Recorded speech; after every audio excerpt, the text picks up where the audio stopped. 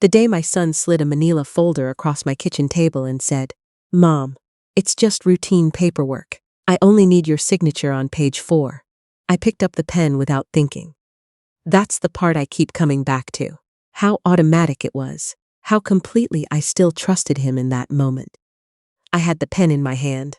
My name was already forming in my mind, and then something stopped me. Not suspicion exactly, more like a quiet instinct that had been trying to get my attention for weeks. I set the pen down and reached for the folder instead. My son, Daniel, 42 years old, gray threading into his temples now, shifted slightly in his chair, just slightly. But I noticed. "What is this?" I asked, turning to the first page.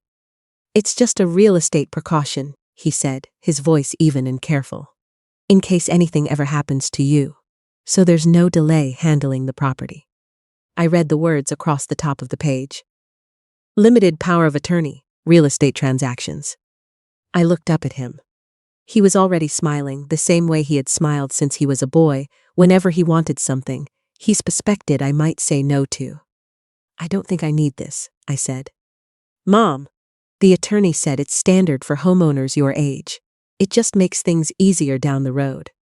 I closed the folder slowly and placed it back on the table between us. "Which attorney?" I asked. He named someone I had never heard of. "An office downtown," he said. "Someone he and Gwen had spoken with." Gwen. My daughter-in-law. I thought of her then, the way she had started sitting at my kitchen table differently since Thomas died. Not like a guest, but like someone taking quiet measurements. That evening, after Daniel left, I stood at the kitchen window, with my coffee going cold in my hand. 18 months. That was how long my husband Thomas had been gone. 18 months of learning to sleep by side of a bed that no longer had another side, to grocery shop for one, to be in a house that still sounded like him even when it was silent. I wasn't falling apart, but I was still fragile in ways I didn't always show, and I think the people around me knew that. Thomas would have read every word on that page before even picking up the pen. He would have read it twice. He used to say the moment someone tells you not to worry about the details is exactly the moment you should start worrying about them. I didn't sign the folder that night. The following week, I drove to a notary in town and asked what a limited power of attorney for real estate actually meant. The woman explained it plain. It meant someone else could make legally binding decisions about my property without me present. Sale, transfer, refinancing. I sat in my car afterward for a long time. Daniel and Gwen had been coming around more since Thomas passed. At first I was grateful. They brought groceries, helped me sort through paperwork, sat with me through the first holidays when the silence felt unbearable. Gwen had started asking about my finances. Gently, as though she were doing me a favor. What accounts did I have? Was the mortgage paid off? Had Thomas left any investments she should know about? I told myself she was practical. Gwen had always been practical. She had run a clothing boutique for 4 years, a beautiful little shop in the next town over. It closed about 2 years ago. She never explained why. I never pressed. Now I wondered. I don't know what made me go up to the attic that Saturday. I'd been avoiding it for months. Thomas's boxes were still exactly where he'd left them, labeled in his careful handwriting, a task I kept meaning to do and kept finding reasons to delay. But that morning I woke before 6 with a restlessness I couldn't shake, and I found myself pulling down the attic stairs before I'd finished my first cup of coffee. It smelled like him up there. Old paper and cedar and the faint trace of the pipe he gave up 10 years ago, but whose smell never fully left his things.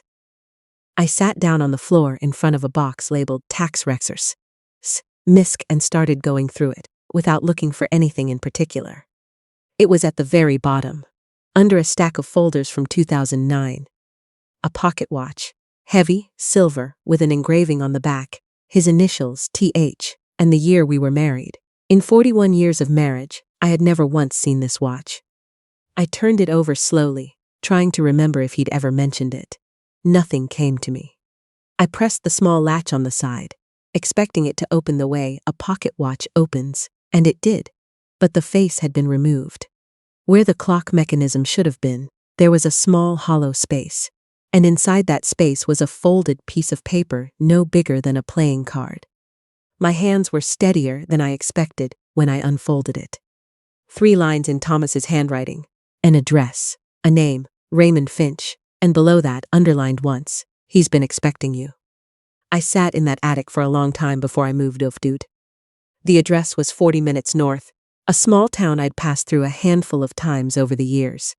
A law office, according to the directory I looked up that evening. Raymond Finch, attorney at law.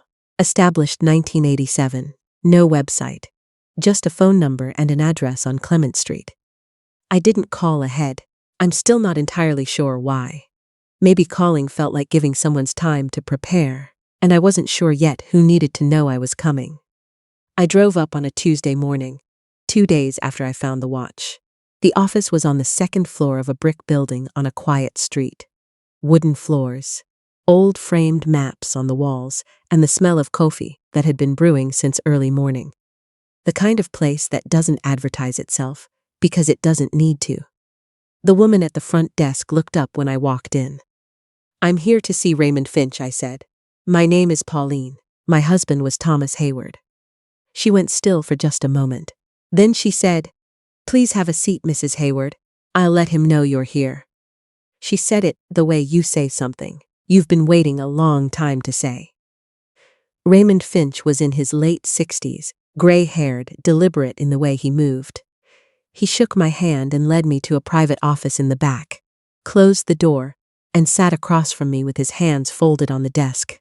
The posture of a man who had thought carefully about what he was going to say. "Your husband first came to see me 3 years ago," he said. "He told me he had certain concerns. He asked me to prepare documents and hold them until you came to find me." "He expected me to find the watch?" I said. "He said that if it ever became necessary, you would." Raymond paused.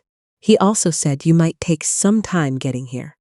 That you always gave people more benefit of the doubt than they deserved." That sounded exactly like Thomas. Raymond explained it carefully, the way a good attorney explains something when he knows it's going to land hard. Thomas had established a revocable living trust, with the family home as the primary asset. Under the terms Thomas had set, the property could not be sold, transferred, or used as collateral without my direct, in-person consent, witnessed and notarized at a licensed legal office. Any document signed outside that framework, regardless of what it appeared to be, was unenforceable against the trust. The limited power of attorney Daniel had brought to my kitchen table. It would have meant nothing. I let that settle. Then I asked the question I was most afraid to ask. Why did Thomas feel the need to protect the house specifically? Raymond opened a folder on his desk. He didn't hand it to me right away. He set it in front of him and held my gaze. "About 3 years ago," he said, "your husband noticed certain unusual activity. He began looking into it more carefully and found that someone had been making inquiries about your property without his knowledge. Contacting local real estate agents, requesting estimated valuations, looking into current market conditions." "Who?" I asked. He opened the folder then and turned it toward me. There was a printed email chain. At the top, a name I recognized, Gwendolyn Hayward. I read it slowly. She had contacted 2 real estate agencies, asking for estimated sale values on my home address, presenting herself as a family representative. One agent had written back with a price range. Below that, forwarded to a second address, was a short message. "Danny, look at this. If we time it right, we could clear enough to cover everything. Danny, Daniel." My son had replied with 4 words, "Let's talk in person." I set the papers down carefully. I wasn't shaking. I noticed that. I felt something colder than shaking. Raymond was watching me. "Your husband tried to understand the full picture before taking any action. He didn't want to accuse anyone unfairly. But he wasn't willing to leave you unprotected." "He never told me," I said. "He didn't want to hurt you before he had to," Raymond said. Those were his words. I looked toward the window. Outside, the street was ordinary. A woman walking a dog, someone unloading groceries from a car. Life carrying on as though nothing had shifted. Thomas had known.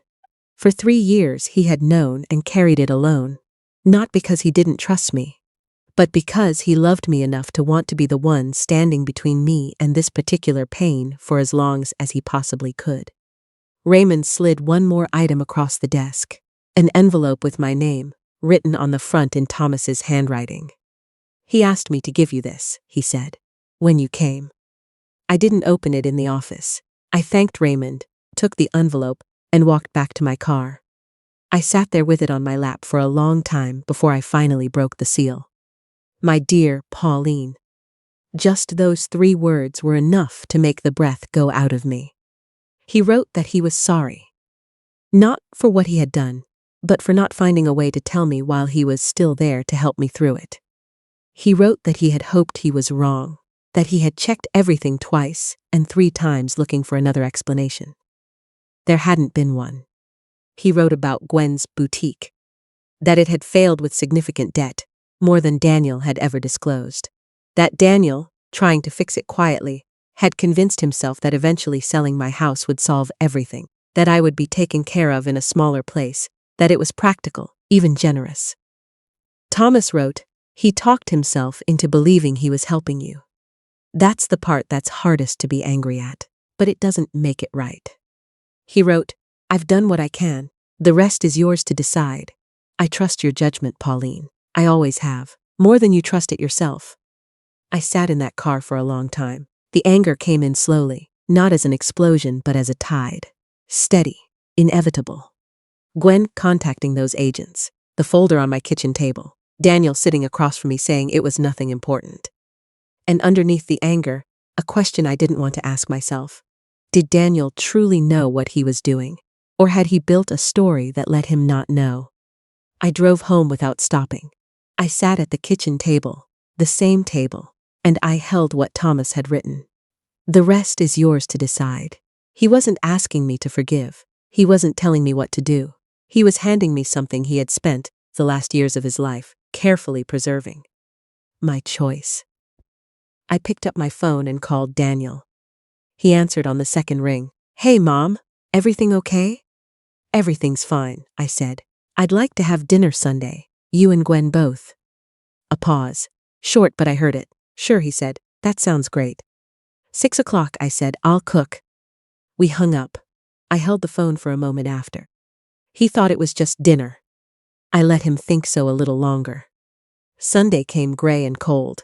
I made pot roast, Daniel's favorite since he was a boy, and I set the table the way I always had. I wanted everything to feel as ordinary as possible for as long as possible. Normal, I decided, was a courtesy I would extend through the meal. They arrived at 6 exactly. Gwen came in, talking something about traffic and the cold and how wonderful the kitchen smelled. She had a bottle of wine. She set it on the counter and immediately began moving things around, the way she had taken to doing lately, as though she were comfortable rearranging my home. Daniel hugged me. I let him hold on a second longer than usual. We ate. Conversation filled itself the way it does. Updates about people they barely knew, weather, small things. Gwen talked the most. She always did. Daniel was quieter than usual, or maybe I was simply watching him more carefully than I ever had before. I waited until the plates were nearly empty, until the wine was almost gone, until the room had settled into the ease that comes at the end of a meal. Then I stood up, walked to the counter, and picked up the folder I had placed there before they arrived. I brought it back to the table and set it down in front of me, without saying anything. Gwen's eyes went to it immediately. Recognition moved across her face before she could stop it. Mom, Daniel said slowly, what is that? Something I found, I said. I went to see Raymond Finch on Tuesday. Gwen set down her glass. Who? Daniel asked. Your father's attorney, I said. The one he's had for 3 years. The one neither of you knew about. The silence that followed was the loudest thing in the room. I opened the folder and placed the email printout on the table between them. Gwen looked at it, then at me. This is completely out of context, she said, her voice steady, almost convincing. We were looking into options in case something happened to you. The same reason Daniel brought you that paperwork. We were trying to plan ahead. Plan ahead, I said. Yes. She leaned forward slightly. Pauline, this house is a lot to manage alone. We've said that before. The maintenance, the property taxes alone. I never asked you to manage it, I said. She blinked. Well, the point is we care about what happens to you. We were trying to. I know what you were trying to do, I said quietly. That stopped her. She sat back. I looked at Daniel. He hadn't spoken since I put the folder on the table. He was reading the email chain, looking at Gwen's name at the top, at his own reply below it. His jaw was tight. Danny, Gwen said, her voice sharpening. Tell her. He didn't look up. Daniel, she said again, harder this time. Say something. He raised his eyes then, not to her, to me. I told myself it was the right thing. His voice came out quiet and rough, as though the words had been held in a tight space. That you couldn't manage all this on your own. That a smaller place would be simpler. That the money would. He stopped. Would what? I asked. Cover what we owe, he said. From the boutique. From loans Gwen took out that I didn't fully understand until it was already done. Gwen pushed her chair back. This is not. I think it is, I said. She stood up. I am not going to sit here and be made into a criminal for trying to solve a problem. She looked at Daniel with something that was no longer just frustration. Are you seriously going to let this happen? He looked at her. Something in his face had gone very still. Gwen, he said, sit down. She didn't sit. She picked up her bag from the back of her chair. Call me when you've come to your senses, she said, and then she walked out. The front door closed behind her with a sound that settled into the room like a period at the end of a very long sentence. Daniel sat at my kitchen table, staring at his hands. We didn't speak for a long moment. She didn't force you, I said finally, not as an accusation, just as the truth of what it was. No, he said, she didn't. You made the choices yourself. Even if you told yourself a story that made them feel like something else. He looked up, his eyes were red. I know. I leaned back in my chair. The anger was still there, but underneath it something else had opened up. Grief, maybe. Not for the money. Not even entirely for the betrayal, but for the version of my son I'd been carrying in my mind for 42 years. The one who wouldn't do this. Dad knew, Daniel said. It wasn't a question. For about 3 years, I said. He closed his eyes. He never said a word to me. He was protecting me, I said. And he was hoping he was wrong about you. That landed the way it needed to. I watched it land. He wasn't wrong, Daniel said. No, I said, he wasn't. We sat there in my quiet kitchen for a while. The food had gone cold. The wine was finished. Outside, the November dark had settled fully, and the street was still. Eventually, Daniel asked what I was going to do. The trust your father set up means this house is protected, I said. You can't sell it, refinance it, or touch it without me standing in front of a lawyer and saying so myself. That doesn't change. He nodded. What happens between you and Gwen is your business, I said. But she has no connection to anything involving me. Not now, not in the future. That is not a conversation we're going to have again. He nodded once more. And the debt is yours to figure out, I said. I'm not going to help pay it, but I'm also not going to make any calls I can't take back. He understood what I meant. I could see it in the way he sat there, not reaching for relief, just receiving what was true. I'm sorry, Mom, he said. The words were quiet, and he didn't try to make them carry more than they could. I know, I said. Not. It's all right, because it wasn't. Not yet. Maybe not for a long time. Trust doesn't return the way it left. It comes back in pieces, slowly, if it comes back at all. And the only way to know which is to wait and see what a person does once they stop explaining themselves and start doing something different. Daniel left around 9. He didn't ask when he could come back.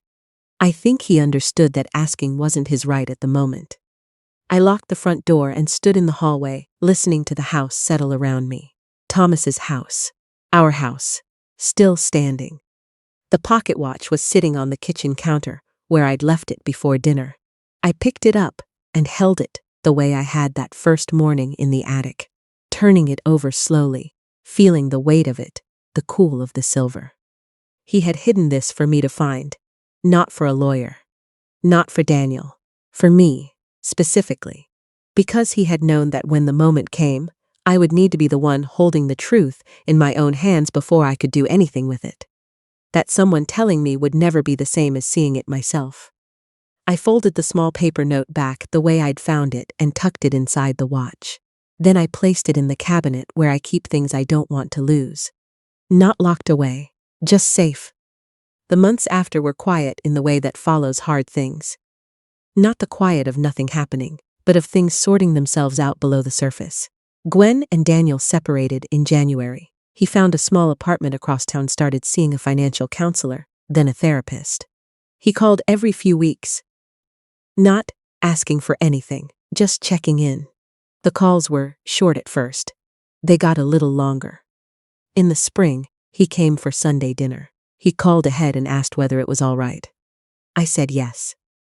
He sat at the same table. We talked about ordinary things, his new position at work, a book he'd been reading, the way the backyard looked coming out of winter. There was still a carefulness between us that hadn't been there before, the kind that doesn't dissolve so much as become familiar, something you navigate around until you stop noticing it quite as much. Before he left, he stood in the front hallway and said, "I want you to know I'm going to keep working on this. Not to make things go back to the way they were. Just because it's what I should have done in the first place." I looked at my son in the doorway, 42 years old, looking more like his father than he ever had before. "I know," I said. And I believed him, not all the way, but enough to keep the light on. After he drove away, I went back to the kitchen and took out the watch one more time. I stood there holding it in the quiet, thinking about Thomas and the years he had spent making sure, slowly and carefully, that I would be all right. Not a dramatic gesture. Not a confrontation. Just patient, steady love arranged like a path he knew I would eventually need to walk. He hadn't saved me from the pain of knowing. He had made sure I wouldn't have to face it without something solid in my hands. I put the watch back and went to bed. For the first time in longer than I could remember, I didn't lie awake turning things over. I just lay there in the dark and let the house be what it had always been. Mine, still standing. And for now, that was more than enough.